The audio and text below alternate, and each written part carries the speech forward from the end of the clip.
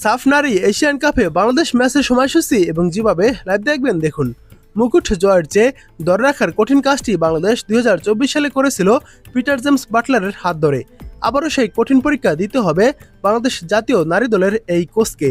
6 দল ও অধিনায়ক নিয়ে উইমেন্স সাব চ্যাম্পিয়নশিপের সংবাদ সম্মেলনে বাটলার স্পষ্ট উচ্চারণে বলে দিলেন তিনি এবং তার দল প্রস্তুত সব বাধা পেরিয়ে যেতে।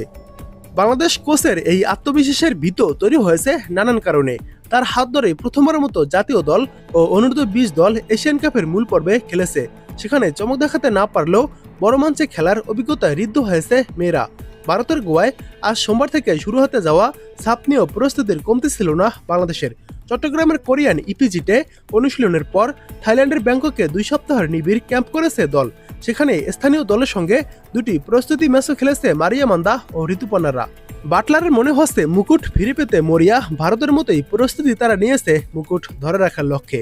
গ্রুপের দুটি প্রতিপক্ষ ভারত ও মালদ্বীপ কাউকে হালকাভাবে নিচ্ছে না তিনি। এশিয়ান গেমসের সিনিয়র এবং অবশ্যই অনূর্ধ্ব-20 দল থেকে ফিরে আসার পর আমাদের প্রস্তুতি অবশ্য ভারতের মতোই ছিল।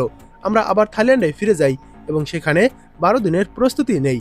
সেখানে আমরা কয়েকটি প্রস্তুতি ম্যাচও খেলেছি। তো হ্যাঁ, সবকিছুই ভালোভাবে সম্পন্ন হয়েছে এবং আপনারা জানেন যে আমরা শিরোপা ধরে রাখার লক্ষ্য নিয়েই এখানে এসেছি। এসব কথা বলেছেন গতকাল বাটলার। ভারতের পর দ্বিতীয় দল হিসেবে সাফে হ্যাট্রিক করার সুযোগ এবার বাংলাদেশের সামনে। এই হাতছানিকে চাপ নয়, বরং দারুণ কিছু করে দেখানোর সুযোগ বলেই মানছেন বাটলার। বাটলার বলেন, ঐতিহাসিকভাবে যা ঘটেছে তা এখন অতীত। আমরা এগিয়ে যাচ্ছি এবং ভবিষ্যতের দিকে তাকিয়ে আছি। আমাদের দলে নতুন কিছু ও তরুণ খেলোয়াড় যুক্ত হয়েছে। আপনারা জানেন মারিয়া মান্দাকে অধিনায়ক করা হয়েছে। সে সামনে থেকে দলকে নেতৃত্ব দিবে। আমি সত্যিই অনুভব করি যে এটি খেলোয়াড়দের জন্য নিজেদের প্রমাণ করার এবং তার চেয়েও বড় কথা ইতিহাস গড়ার একটি দারুণ সুযোগ। এবার দেখুন গ্রুপ পর্বে বাংলাদেশের দুটি ম্যাচের সময়সূচি। 28 মে বাংলাদেশ বনাম মালদ্বীপস মাঠে নামবে। ম্যাচটি শুরু হবে বাংলাদেশ সময় রাত 8টায়। এরপর বাংলাদেশের দ্বিতীয় ম্যাচ বাংলাদেশ বনাম ইন্ডিয়া মাঠে নামবে। এই ম্যাচটি শুরু হবে মের 31 তারিখ বাংলাদেশ সময় রাত 8টায়ও এই ম্যাচটি শুরু হবে। অর্থাৎ গ্রুপ পর্বে এই দুটি ম্যাচই খেলবে বাংলাদেশ, প্রথমটি মালদ্বীপ এবং দ্বিতীয়টি ইন্ডিয়ার সাথে।